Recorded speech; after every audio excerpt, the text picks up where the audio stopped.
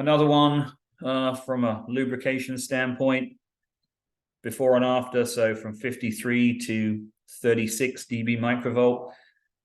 In ultrasonic terms, an increase or reduction by 6 decibels is a halving or doubling of the ultrasonic signal.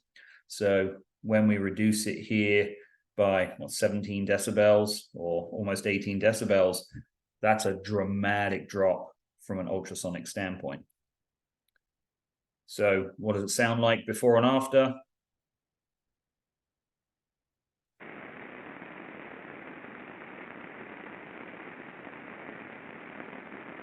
Lots of friction, lots of noise afterwards.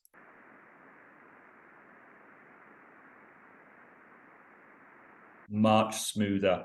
And again, we always try to have the Y scale identical between a before and after, so you can really see the dramatic difference in the reduction of ultrasound.